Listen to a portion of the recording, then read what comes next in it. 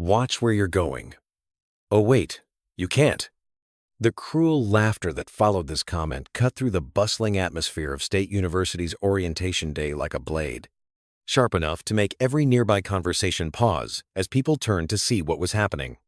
The target of the mockery was Michael Rodriguez, a 68-year-old man who was carefully navigating the crowded campus walkway with the aid of a white cane. He had accidentally bumped into a group of college students while trying to locate the student union building where his grandson was supposed to meet him. "I'm sorry," Michael said quietly, his weathered face showing the kind of patient dignity that came from years of dealing with similar situations. "I didn't realize anyone was there." "Yeah, that's the problem with blind people," replied Jake Morrison, a 20-year-old sophomore whose expensive clothes and general arrogance suggested he'd never faced real hardship in his life. "They stumble around getting in everyone's way." Michael's grandson Tommy, who had been approaching from across the quad, felt his stomach drop as he witnessed this interaction.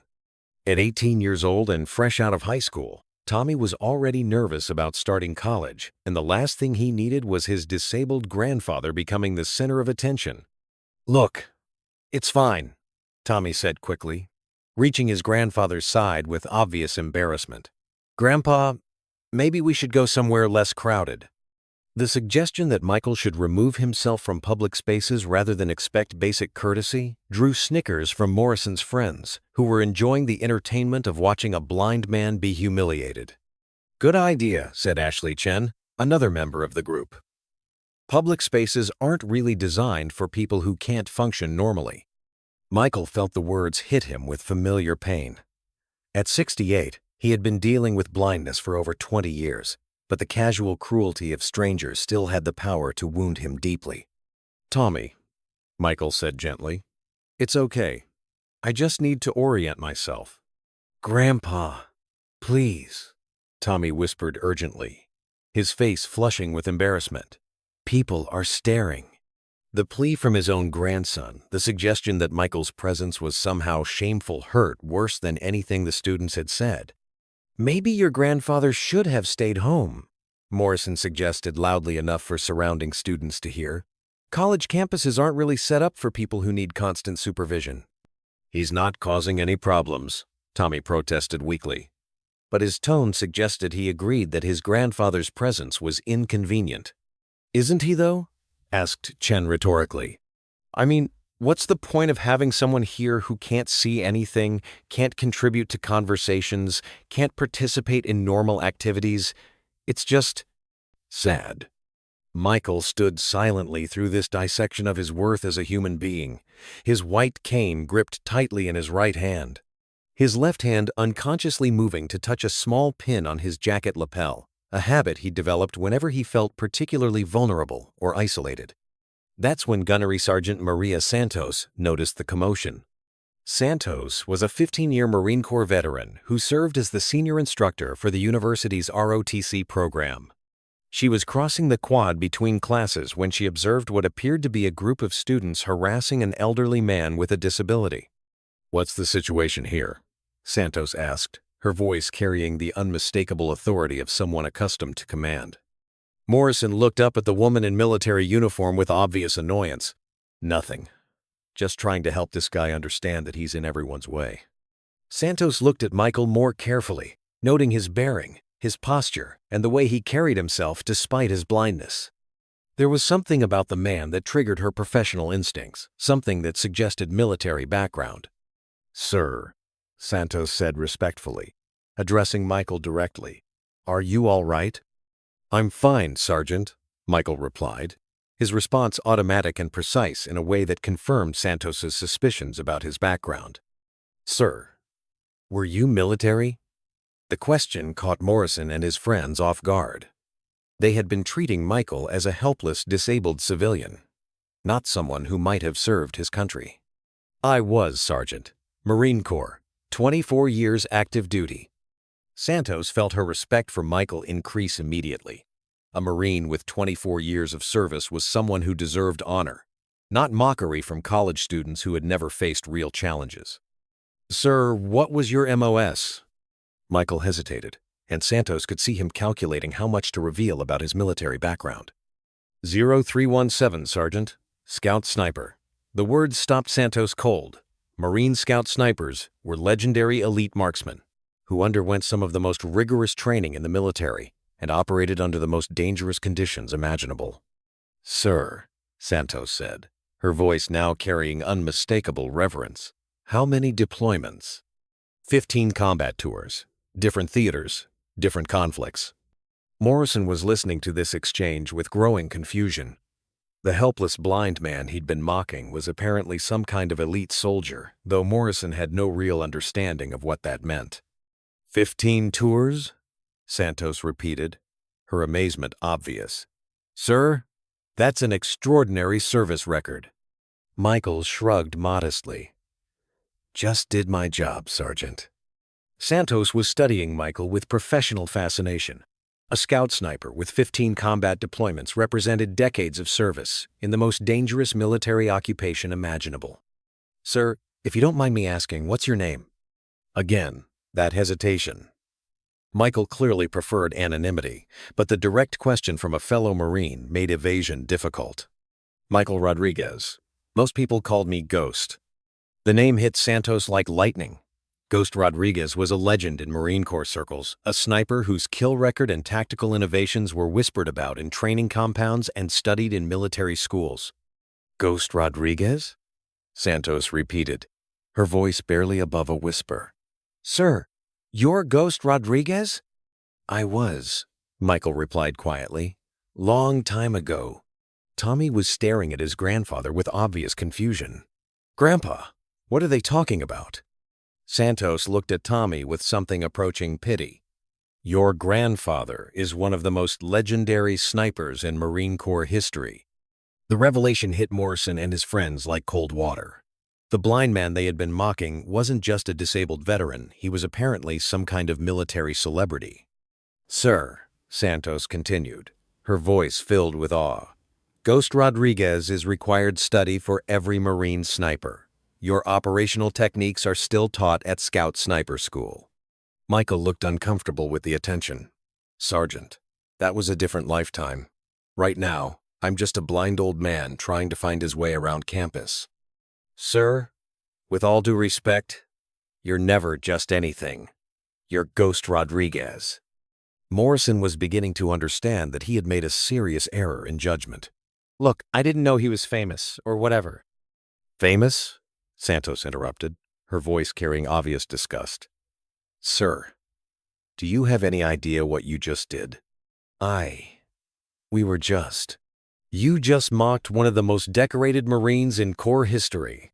A warrior who spent over 2 decades in combat zones, saving American lives and eliminating threats to national security.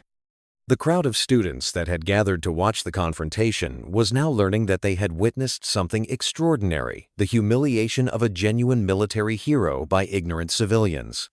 "Sergeant," Michael said gently, "it's not necessary to make this into a bigger issue than it is." "Sir, respectfully, it absolutely is necessary. These students need to understand who you are and what you've sacrificed for this country." Santos turned to address the growing crowd of spectators, her voice carrying clearly across the quad. "This man is Ghost Rodriguez, the most successful sniper in modern Marine Corps history. His confirmed kill count is classified, but it's in the hundreds.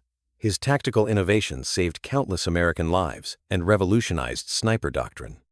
Tommy was staring at his grandfather as if seeing him for the first time. "Grandpa, is this true?" Michael's expression was complex. Part pride in his service record, part pain at having his privacy invaded, part sadness at his grandson's obvious surprise. "It's true, Tommy. But that was a long time ago."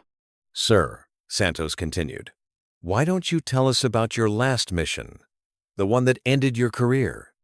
Michael was clearly reluctant to discuss what were obviously painful memories, but the attention of the crowd and the direct request from a fellow Marine made refusal impossible.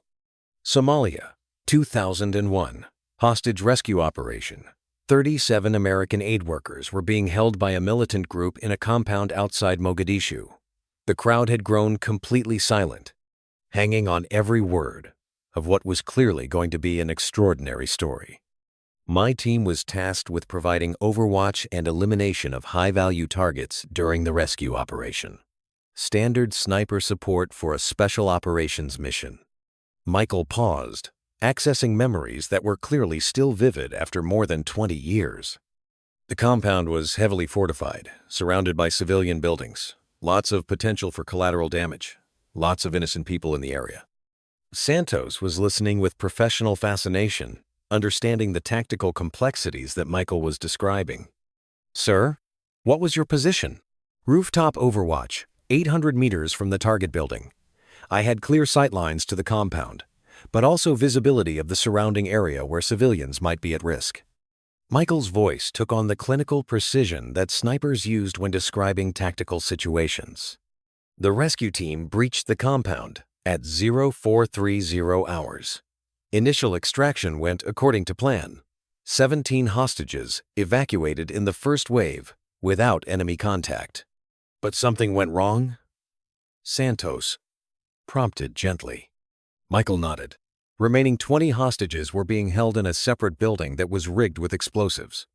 The militants had positioned themselves to detonate the charges if they detected any rescue attempt. The tactical problem that Michael was describing was a nightmare scenario for special operations hostages who couldn't be reached without triggering their execution. My orders were to eliminate the militants before they could detonate the charges. 7 targets positioned throughout the building, all with dead man switches connected to the explosives. Morrison was beginning to understand the magnitude of what Michael was describing. 7 simultaneous kills, under combat conditions, with innocent lives hanging in the balance. "How do you eliminate 7 targets simultaneously?" Tommy asked, his voice filled with amazement at learning about his grandfather's capabilities. "You don't," Michael replied simply. "You eliminate them in sequence, faster than they can react. 7 shots in 11 seconds before any of them could trigger the explosives." Santos felt chills run down her spine. 7 precision shots in 11 seconds at 800 meters, under combat stress, with hostages' lives depending on perfect accuracy.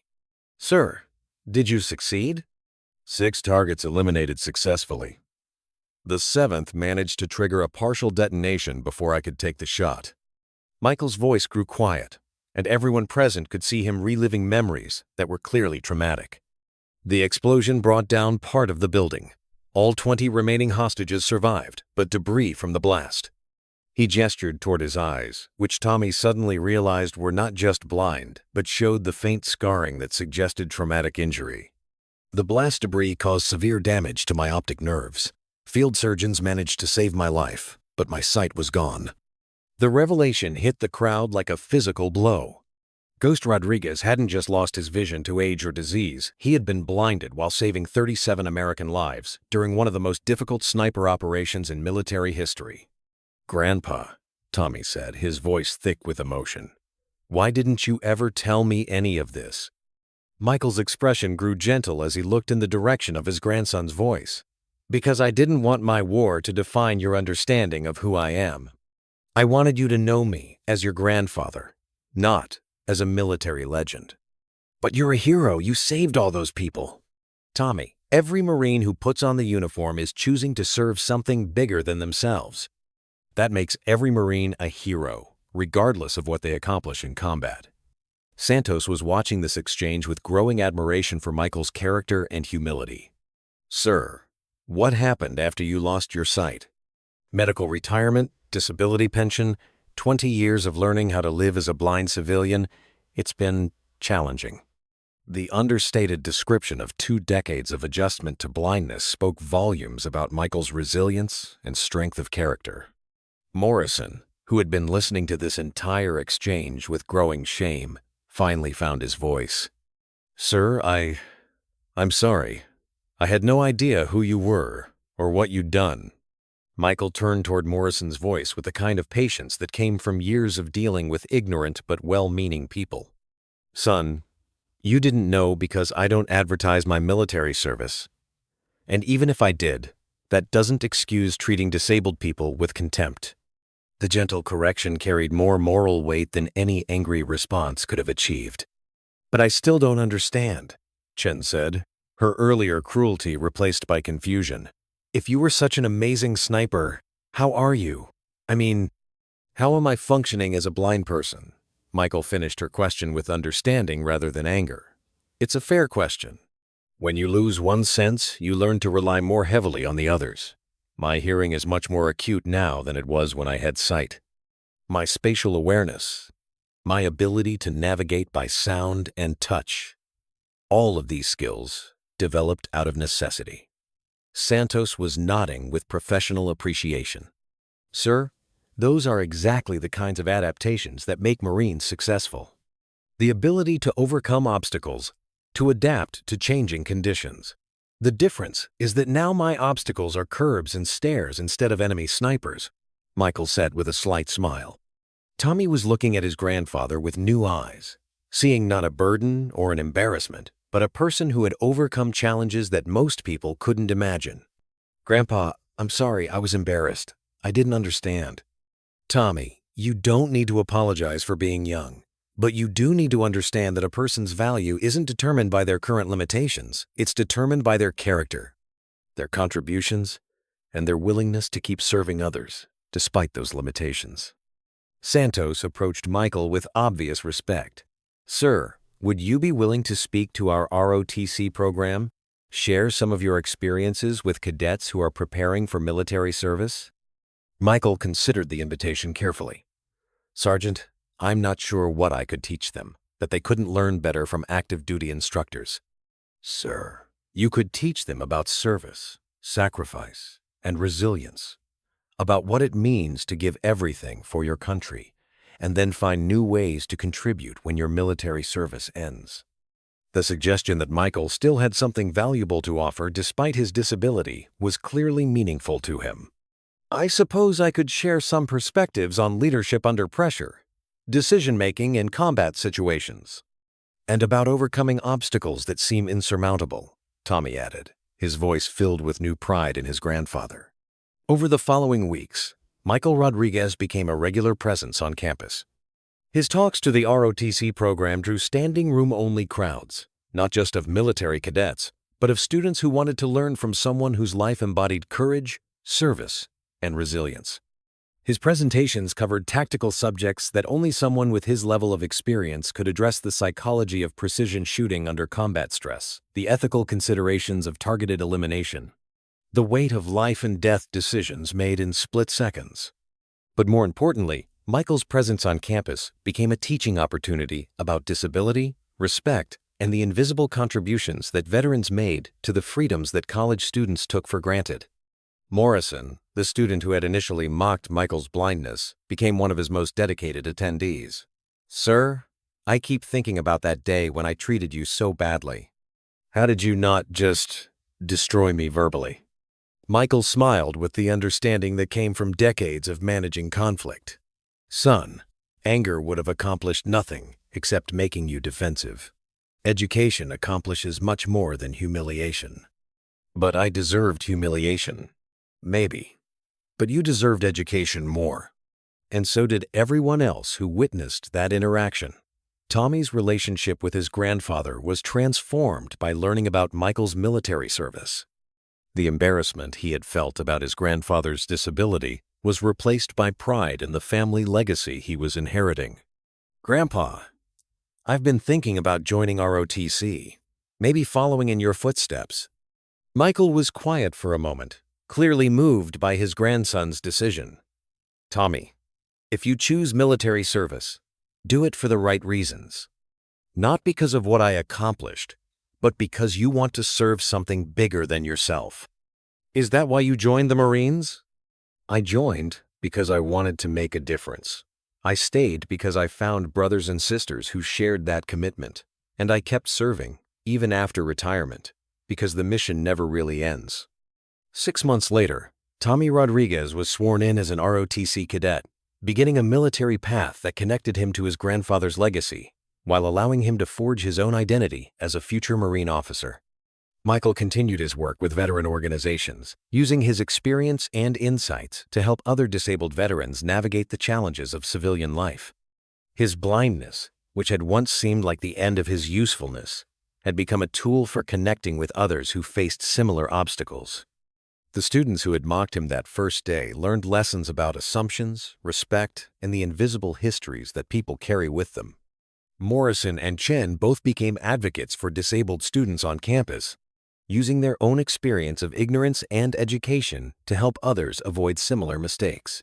The university established the Ghost Rodriguez Veterans Resource Center, providing support services for student veterans and their families. Michael served as the center's first director, proving that service to others could take many forms and that leadership didn't require perfect vision, it required perfect character. On the first anniversary of that confrontation on the quad, Santos organized a recognition ceremony for Michael's contributions to the university and the veteran community. Ceremony drew hundreds of students, faculty, and community members who had been touched by Michael's example of resilience and continued service. "When I first met Mr. Rodriguez," Santos said during her introduction, "he was being mocked by students who saw only his disability. But what they couldn't see was a warrior whose service had saved dozens of lives, whose sacrifice had cost him his sight, and whose strength had enabled him to build a new life dedicated to helping others." Michael accepted the recognition with characteristic humility, but his words to the assembled crowd carried the authority of someone who had learned profound lessons about courage, service, and the true meaning of vision. "I lost my physical sight while serving my country," he said, his voice carrying clearly across the packed auditorium. "But I gained something more valuable, the understanding that true vision comes not from what you can see, but from what you choose to do with the abilities you have." He paused, turning slightly toward where he knew Tommy was sitting in the audience. "Every person in this room has gifts, talents, and opportunities to serve others. Some of you will serve in uniform, others in different ways. But all of you have the ability to make a difference in the lives of people around you." Michael's final words carried the weight of a lifetime spent in service to others and the hard-won wisdom of someone who had lost everything and found new ways to contribute. Don't let anyone tell you that you're useless because you face challenges or limitations. Don't let anyone convince you that your worth is determined by what others can see when they look at you. Your value comes from your character, your choices, and your willingness to keep serving others, no matter what obstacles you face.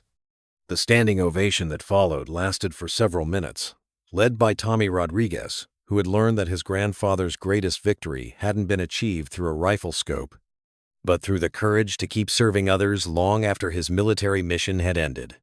The blind sniper had taught them all that the most important targets in life aren't eliminated with weapons. They're hit with wisdom, compassion, and the unwavering commitment to lift up others rather than tear them down. Ghost Rodriguez had found his mark once again, this time not through perfect vision, but through the kind of insight that comes only from sacrifice, service, and the unshakable belief that every person deserves respect, dignity, and the chance to prove their worth through their actions rather than their limitations. The students who had called him useless learned that usefulness comes in many forms, and that sometimes the most valuable people are those who have faced the greatest challenges and found ways to transform their struggles into strength that others can draw upon. In the end, Michael Rodriguez proved that a sniper's most important skill isn't the ability to see targets clearly, it's the wisdom to know what's worth fighting for, and the courage to keep taking aim at goals that matter, even when the world seems impossible to navigate. His legacy lived on, not in confirmed kills or military decorations, but in the lives he continued to change, the students he inspired, and the understanding he brought to a community that learned to see beyond disabilities, to the character, courage, and contributions that truly define a person's worth.